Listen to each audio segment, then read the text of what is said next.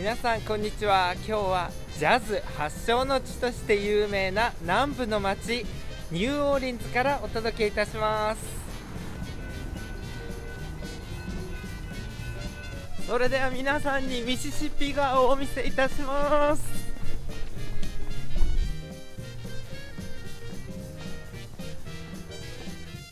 これが有名なミシシッピ川です。蒸気船も止まってます。こっち側が上流ですね。でこっち側に行くとどんどん下流になります。でアメリカ人の人たちが1秒2秒3秒4秒というふうにできるだけ正確に数えたい時に使うのがこのミシシッピなんです。言い方は1 Mississippi、2 Mississippi、3 Mississippi、4 Mississippi、5 Mississippi というふうに言っていけばほぼ正確に秒を数えることができるということなんです。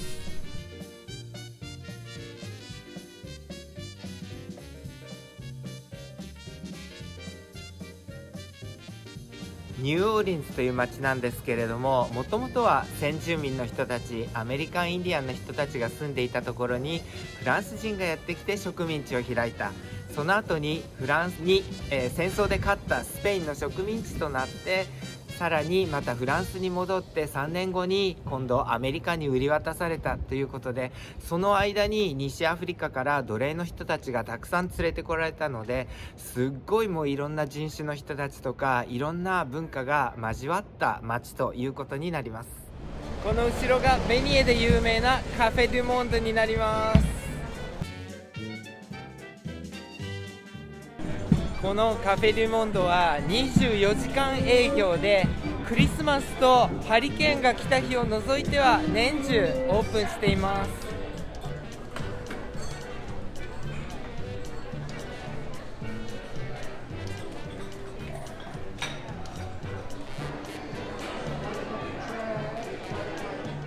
いつも人気なので列があるんですけれども、今は朝早いので列はないみたいです。でここを過ぎてこちら側にずっと歩いていくと、実はベニエを作っているところが見ることができます。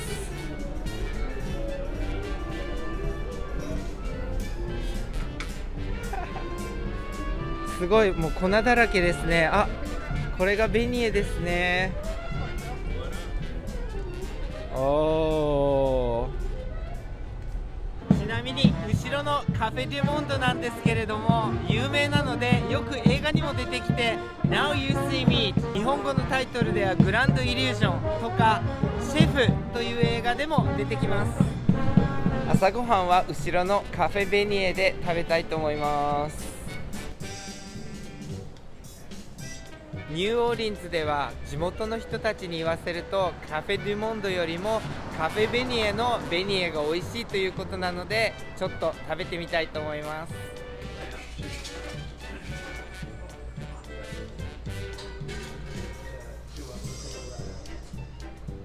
これがロイヤルクロワッサンというやつです。でこれが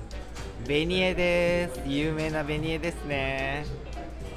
このベニエって粉砂糖がたくさんかかっているので、食べるときに息を吸ってはいけないことになってます。あとニューオーリンズに来た観光客の人たちはみんなこのベニエを食べるので、できるだけ黒い服など着ない方がいいということなんです。中はこんな感じです。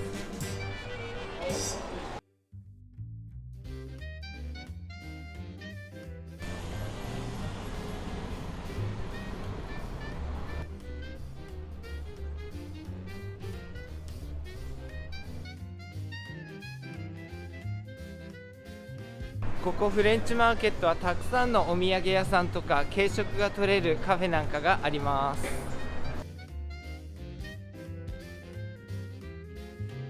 こはシェフという映画の中でお父さんが子供を連れてやってくる場所でもあります。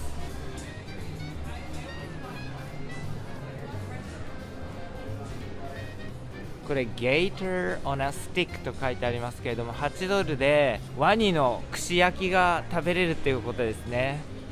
後ろに馬車のサービスがあると思うんですけれども、よーく見てください。実は馬ではなくてミュールと呼ばれる馬とロバの愛の子たちなんです。なんで馬が使われないかと言いますと、ミュールの方が暑さに強いからですね。さすが南部の町です。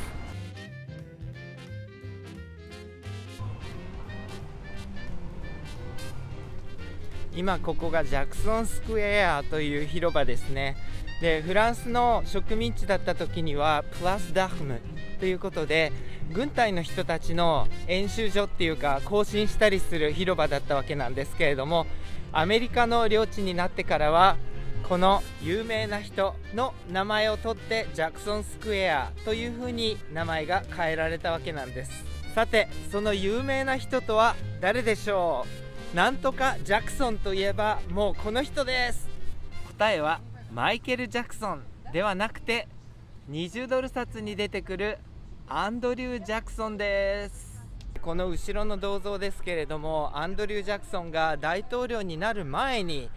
バトル・オブ・ニューオーリンズっていう戦いがあったんですけれども、ニューオーリンズがイギリス軍に攻められる時に、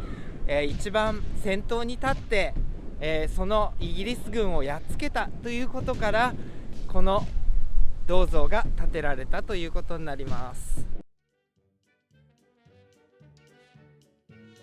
で、自分の後ろには有名なセントルイス大聖堂という大聖堂があります。で、セントルイスという町の名前にもありますけれども、セントルイスっていうのはフランスの王様のルイ9世が亡くなってから聖人になった。例えばマザー・テレサが亡くなった時も、亡くなった後は聖人になりましたよね。そんな感じで、聖人になってセントルイスになったということですね。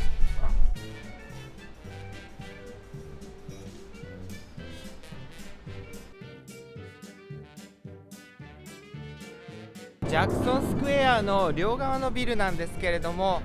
こんな感じで下がお店、上がアパートという風な、ビルになってまして、ポンタルバアパートメントビルという風に呼ばれていて、ポンタルバという人が建てたビルですね。で、その人のイニシャルが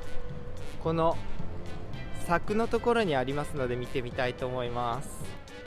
ここですね。真ん中に AP ってあるの分かりますかね。